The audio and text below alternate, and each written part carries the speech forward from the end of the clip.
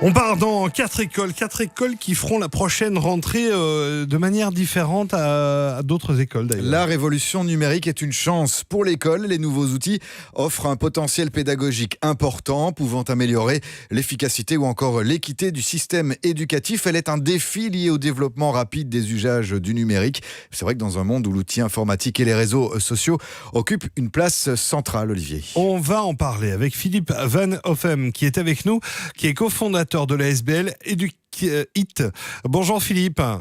Bonjour. J'ai pas trop écorché votre nom ? Non, très bien. C'est Philippe Van Hoffem, il n'y a pas de problème. Philippe, les deux se disent.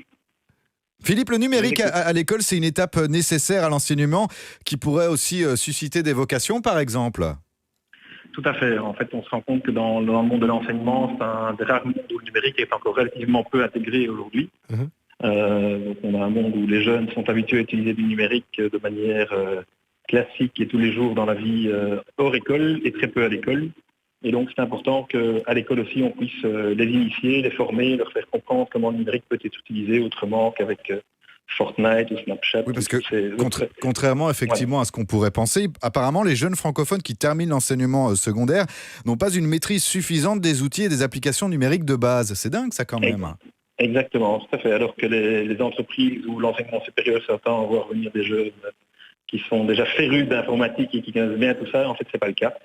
Et donc, c'est important que dès l'école, on puisse les initier, leur faire comprendre que le digital a d'autres vertus que le pur gaming, comme on entend souvent, et qu'il y a moyen de faire des choses très, très intéressantes avec le digital, avec les plateformes qui existent. Alors, lesquelles, justement, alors ?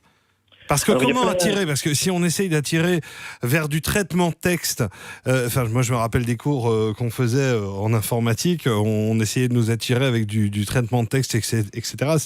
C'était quand j'étais jeune très très bien, mais aujourd'hui est-ce qu'on va attirer avec du traitement de texte les enfants ? C'est ma question.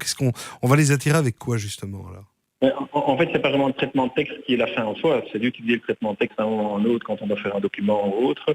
Mais le digital est avant tout un outil qui permet d'ouvrir d'autres horizons que juste la salle de classe. Et quand on a accès au digital, on a accès à plein d'informations qui sont parfois bonnes, parfois moins bonnes, qu'on peut rassembler, qu'on peut partager, on peut l'utiliser en mode collaboratif avec d'autres élèves de la classe, avec le professeur. Est-ce que justement, vous parlez de professeurs, est-ce que les enseignants aujourd'hui sont suffisamment formés pour apprendre ces nouvelles techniques digitales ? Alors, les enseignants sont a priori pas encore vraiment formés à ça, mais c'est ça le but de notre ASBL, c'est dans les écoles. J'allais y venir, effectivement. C'est ça le rôle de votre ASBL et du site. Voilà, c'est de les accompagner vraiment dans ce travail-là, en leur donnant tous les éléments nécessaires à pouvoir intégrer le digital en classe. Et donc, on travaille d'abord avec les enseignants avant d'équiper les jeunes pendant plusieurs mois. Et l'idée, c'est vraiment que chaque enseignant, dans son cours, puisse établir la pédagogie qu'il a envie de mettre avec du digital. Donc, pourquoi seulement 4 écoles, Philippe ? Mais parce qu'il faut commencer de manière structurée et pas aller dans toutes les écoles en un coup parce que notre ASBL d'abord n'est pas capable de le faire. Donc on a choisi, en fait, on travaille avec tous les réseaux de l'enseignement belge francophone. On travaille avec la Fondation pour l'enseignement, qui est un organisme qui centralise un petit peu toutes les forces vives de l'enseignement autour des projets à l'école actuellement.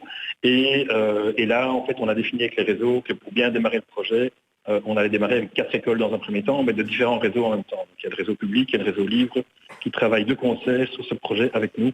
Et comme ça, on s'assure d'avoir des écoles des différents réseaux dans différentes parties de la Belgique. On est à Dinan, on est à Gembloux, à Bruxelles et à Verviers. L'engouement des enseignants est présent par rapport à ce genre d'initiative ? Alors, les enseignants sont très demandeurs, et c'est pour ça qu'on est parti dans cette direction-là, mais ils étaient fort craintifs au départ. Donc, en fait, ils n'ont pas de piste au départ pour lancer le digital dans les écoles. Et donc, quand on est venu avec une approche vraiment très structurée d'accompagnement, de mise en place du matériel à la bonne date, pour que les élèves soient équipés également, qu'il y ait du Wi-Fi dans la classe, qu'il y ait des projecteurs qui soient disponibles, eh ben, ils sont tous très, très motivés. Donc, il y a 2 écoles où on a déjà équipé 130 enseignants. Et le retour qu'on a de leur part est vraiment super. Ça, je pense bien. Voilà, c'est une bonne idée, en tout cas, belle idée, et que ça se développe bien. On vous le souhaite en tout cas, Philippe. Vous êtes cofondateur de la SBL EducIT. Merci. 4 écoles francophones qui se préparent à vivre une rentrée numérique inédite. Dans un petit instant.